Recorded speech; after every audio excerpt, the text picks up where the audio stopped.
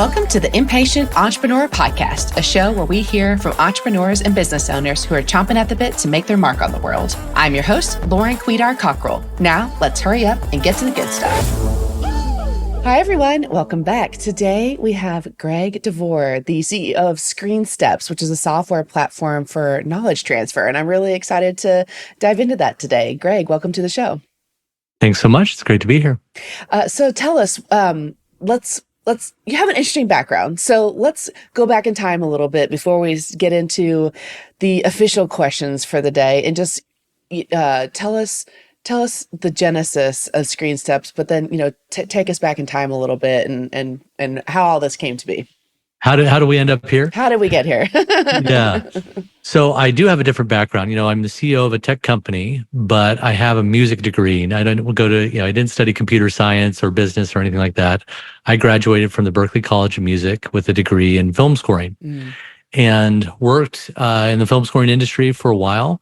But some life events happened. My oldest son was born very premature and has cerebral palsy and autism. And they basically said, as long as you're self-employed as a musician, nobody's going to insure him. So that caused me to have to change careers. And at the same time, life happens this way. An opportunity presented itself for my brother and I to co-found this company and start a new business. And we could get health insurance. They could charge us whatever they wanted, but they couldn't deny us. And so we went ahead and did it. Wow. Yes.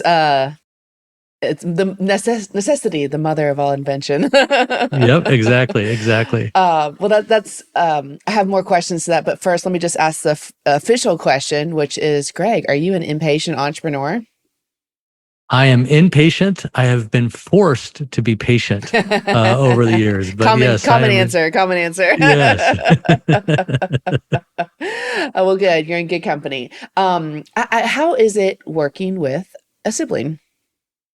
It's been fantastic. Now, I talk to a lot of people that say, oh, that would never work. And I talk to a lot of people where that didn't work at all. I guess I work with two of my siblings. Okay. I co-founded it with my brother Trevor first. And then about 10 years later, a second brother joined us, Jonathan. But Trevor and I used to beat the tar out of each other as kids. And I think we got it all out of our system. So we love and respect each other enough that we can be very direct. We can disagree, but it's never personal. And there's never a, hey, it's my way or I'm going home type conversation. It's how can we figure out the best solution here? And how big is your team? So we are just above 20 right now. And how do they like working for brothers? Well, they haven't left. So they haven't complained. Generally what our employees tell us is it's a great environment to be in. They say it's very different than other places that they've worked. We really try to focus on, keeping politics out of the workspace, both from, not just discussion of politics, but the same agenda for everyone, that we are trying to serve our customers and bless the families and individuals that work with us and grow the business at the same time. So we have a great group of people that we work with. That's wonderful. I have a client that's a brother-sister duo, and they lead a fourth generation company, and it's and I've known them for a long time, so it's fun to watch them, grow and mature into adults, and now have this really cool working relationship. And I as a parent of siblings, also I really like to kind of think about your life arc as being a family and then being in this business. And do you feel like your parents had an influence on how you all interact today, or is this sort of nature versus nurture? Yeah. Well, so my father is actually a doctor, but he's always been very entrepreneurial as well.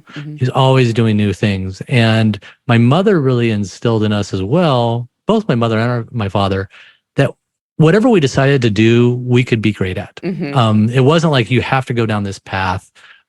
So we felt like I wasn't trained to run a company or to develop software, but I always felt that if I set my mind to something, I could learn how to do it. And I think that really came from my parents. Cool. Shout out mom and dad. Yeah. So tell us a little bit more about ScreenSteps. What do y'all do? So we are a software platform, but we're also a teaching company. Mm-hmm. So we teach people a framework for how to transfer knowledge in their business to their employees and their customers. Mm-hmm. So it's how do I onboard employees more quickly? How do I empower them to work independently? How do I make sure that we're consistent? That's the framework we teach. And then the software we sell supports the implementation of that framework. Mm-hmm. So it's kind of like we call it a knowledge operations platform. Mm-hmm. It's like a knowledge base on steroids. So instead of just giving you walls of text, it's more like guided recipes of, I've got this situation. How do we handle that in our business? And it will guide me through that process. Mm-hmm. And what types of clients do y'all have? We specialize in clients that deal with high complexity and high change. So the jobs, it might be a frontline employee or back office employee in financial services, in healthcare, technical troubleshooting, maybe hospitality, wherever there's a lot of complexity and then things are changing all the time, like the software that they use or the people that they work with or the location where they work. Mm-hmm. All that makes learning very hard. Mm-hmm. And so our system is really good at removing the need for memorization and so much learning. Mm-hmm. And it's more about empowering people to deal with that change. It's like using a GPS instead of memorizing a map. Sure. Okay, cool. So are you impatient about anything in particular right now? Are you guys developing anything? Do you have something up your sleeve that you're really kind of excited about? A lot that we're very excited about, and I'm impatient about all of it. But, AI has come in and AI, we're not using AI in the way everybody else is thinking about it right now. Mm-hmm. A lot of people are thinking for their businesses, I can just throw all my information at AI and then it's going to figure it all out and tell me what to do. And we, as we do our tests, AI is only as good as the information it gives you. Agreed. But it's really good at accelerating what you're trying to do. Mm-hmm. And so we're bringing that more into our product, and we've got some great things going on right now. Mm-hmm. I'm anxious to see come out. But we're also building more and more of the framework into our product, which is empowering our customers to just communicate information more quickly, change more quickly. And so I'm excited to see those, not only for the product to get to that point, but also to see that ripple through to the results that our customers see. Mm-hmm. Okay, very cool. How do you fuel yourself as a leader? Are you a podcast guy? Do you like to read books? Do you go to conferences? Like how do you stay at the leading edge of your niche and just make sure that you're always bringing your best self to work? I am a big podcast listener. And so I listen to podcasts all the time. I read a lot as well. And I try to choose a couple books that not only am I going to read, but I'm going to really focus on implementing. Because you can read a lot of books and say, oh, those were some good ideas. But how do you translate what you read into actual behavior change in what you're doing? So I'll choose a couple of those a year and focus on that. I attend a decent amount of conferences, but I would say it's more through podcasts and books that I try to keep an edge there. Any books in particular that have had a transformative impact on you? Essentialism by Greg McKeown. That was really, when you're running a business, there's so many shiny objects and there's so much that you have to do. There's so many things that come your way that it can really be tough. So Essentialism, I don't know if you're familiar with the book. I'm not. Oh, for me, it was really just a constant reminder to get back to and really focus on core things, what matters most right now. And then he had a follow-up book called Effortless, which is really good. It's about getting yourself to that effortless state of work. Okay. Taking some notes. We'll put these in the show notes. We understand shiny object syndrome very well. I think many entrepreneurs, we just always have so many ideas, and we go to conferences or we read a book and we think, oh man, this is the thing. This is going to transform everything. And then, but you're right. I think that's such a great tip, and I hope people heard that, is when you go into a learning situation of how are you going to take this and translate it? And is this going to have an impact? How are you going to implement, not just consume to consume, and then, that time is gone now. Yeah, well, a lot of times you come back, you have an interesting conversation about it at work afterwards, but then it dies there and you don't really change anything. Exactly. So let's talk about going back in business time. How long have you had this company now? Almost 21 years. Yeah. Okay. And your son, is he doing well?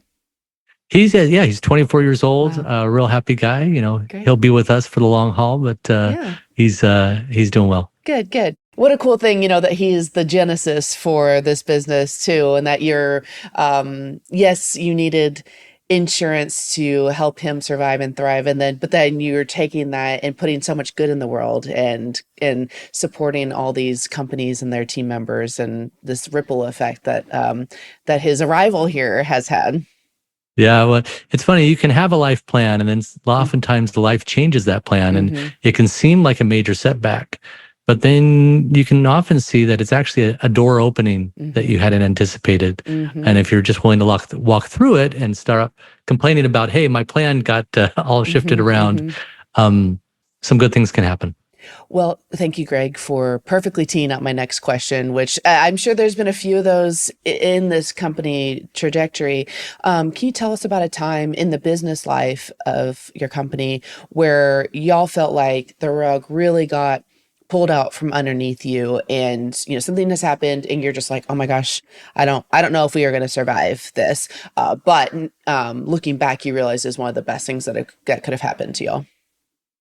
Yeah, so when we started, we were consulting for medical device manufacturers. So we would build custom training for primarily their 3D 4D ultrasound systems. Okay. And that opened up some opportunities. And I remember we were meeting with a client, we'd met with them quite a bit, and we had just negotiated $1 million contract. We were super small business at the time, so this was a huge deal to us. We had agreement on it. We left, it was a Friday afternoon, all shook hands. We were going to finalize things, the next week, flew back home, and then Monday morning, we get an email that the whole thing was canceled. Oof. And luckily, we didn't go out and celebrate. Didn't go buy the Learjet or anything like that. We were wise enough not to do that. But we'd worked so hard to get to that point, and it looked like that was going to help us move to kind of the next stage of things. Didn't work out, right? And that forced us. We said, you know what? We don't want to go down this path anymore, because we didn't have as much control over what had happened there. And so we went back and we decided, instead of just being a consulting business, we were going to build a product. And that took us down a whole different trajectory, where we weren't just taking contracts, but we were having to build something. Now, that was really hard.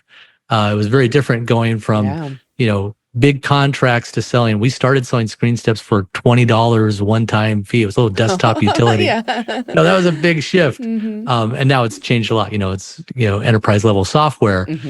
But had that not happened, I think we would have continued down a path that I don't know that we would have ultimately ended up where we're at, which I'm really glad we're at where we're at now. I'm also curious, before I ask my next question, how do you feel like your music background informs your leadership or your work ethic or anything? Like, how do you feel like you're bringing your past into your present? Well, so with music, I don't know that a lot of it has been conscious, but as I reflect on it, there are things that are kind of subconscious. So what we try to do is give employees recipes that they can follow instead of having to memorize all this information. It's not that much different than sheet music when you're conducting an orchestra. I had for a little while, I worked in LA and I got to go to some recording sessions, just top-notch musicians. Well, if you want them to perform their best as quickly as possible, I used to do this. You prepare the parts for the performance. That helps everybody be on the same page instead of trying to make each person learn their part individually and hope they remember it when it all comes together. Another part of it is really, I used to work a lot in music where you're mixing and matching different elements, you're reorganizing things.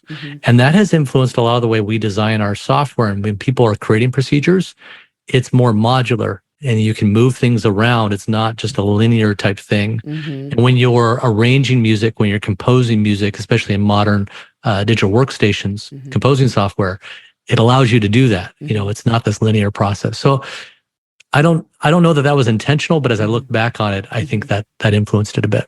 Well, I mean, you can't help but bring who you are to the table, and these past experiences inform your work. And so I was just really curious to see how that came to fruition for you. Yeah.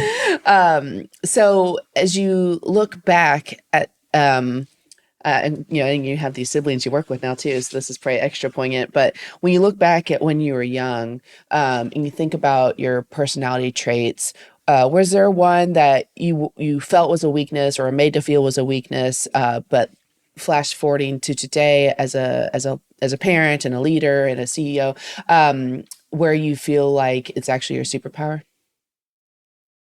I would say there's something that I look at it. It's part of my superpower, but also part of my super weakness still. Yes, it's not a bug; it's a feature. But it can still be a bug as well. Yeah, it's double-sided. So when I was young, I was super shy. I mean, super shy. I was never comfortable being in a room with people. A lot of people around. I was comfortable one-on-one, but that really caused me. I didn't go to people for advice or assistance a lot. I would just go figure things out on my own, not because I didn't want their advice, but because I was too shy to ask for it. And I think that continued on into my life. And that was actually a benefit. It benefited me in a couple of different ways. One, I learned to learn, and that's a really important skill to have. But also, I wasn't dependent upon the same paths that other people had taken. So when we work with our clients, they're like, you're totally different than everybody out there. And that's because we've kind of taken our own path and really investigating this problem, understanding it, and trying to solve it. Now, the downside of that is I can definitely see, and I'm fortunate now that I'm getting more mentors in my life.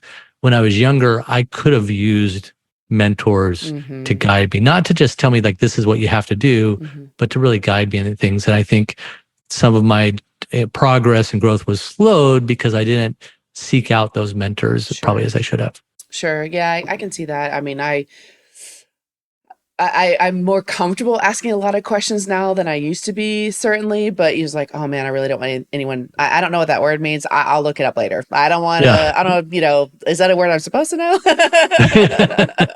I don't want someone to lose confidence in me because I'm not totally up on this. And so I do still do that from time to time, but I've gotten much better at thinking like, I think that's jargon. Let's go ahead and unpack that together. Or, that feels like a you thing versus like a universal thing. But I definitely feel that. And I think, as we age, we just get more comfortable in our skin and being like, I don't have to know everything. I'll ask for help or, just ask for clarification. But, yeah, I resemble that remark.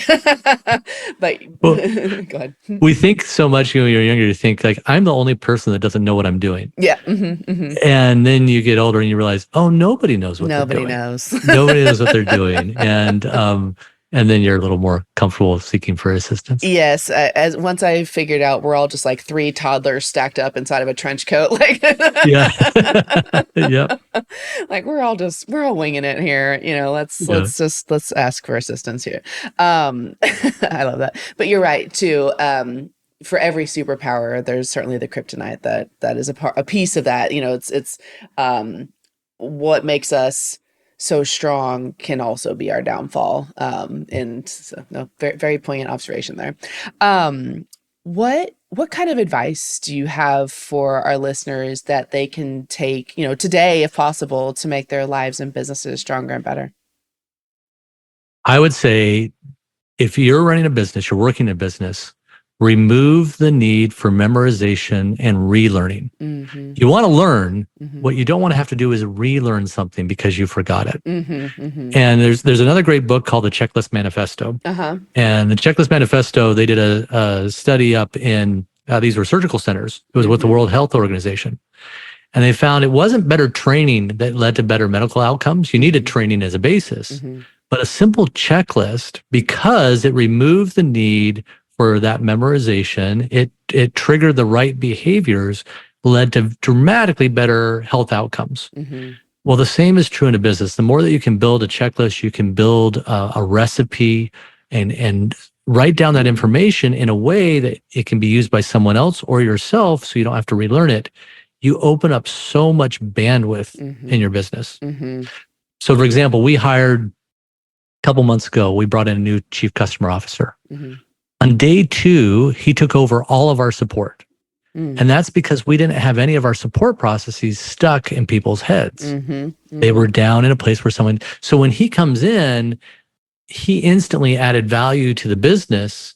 And, a lot of times in a business, you bring someone like that in, now everybody's got to stop because they got to train this person out and transfer all that knowledge that's in their head, that implicit knowledge, to someone else. It's very difficult to do. Mm-hmm. If you remove that need for memorization, you free everybody up to have much more mental bandwidth. Hard agree. About, I guess almost 10 years ago, I was introduced to Getting Things Done by David Allen. Yeah, love that book. Yes. I mean, you can Google it. You can read it. I'll put it in the show notes, but you can also Google it. Pretty much any, software has to do with task-oriented or project management software is almost built on the chassis of getting things done. But the concept of your brain is not for memorization; it's for ideation. Has just really stuck with me and transformed a lot too. And especially as we get older, as we become parents, and there's just more and more in there to really externalize as much as possible, rather than trying to make little checklists sticky in your brain. Like, no, that needs to be out of you. And, everything needs to be in a system that you can follow. And then your brain is then free to create. Exactly. And you operate at a different stress level when you have something you can rely on versus you're trying to juggle all these things in your head. And it's true of tasks. It's true of procedures and processes and policies. Anything. I think David Allen said this. It was, our minds are meant for having thoughts, not keeping them. Yes. So. I love that. Oh, good. Well, this has been such a wonderful conversation, Greg. It's my brother's name, by the way. Speaking of siblings, who I would love to work with. If Greg, if you're listening, let's do it. But anyway, where can people find you? So you can find me on LinkedIn, Greg DeVore. My company is ScreenSteps.com. The book we wrote on this find and follow framework of really just a system for transferring knowledge, you can find at findandfollowbook.com. Cool. All right. Thanks, Greg. Thanks so much.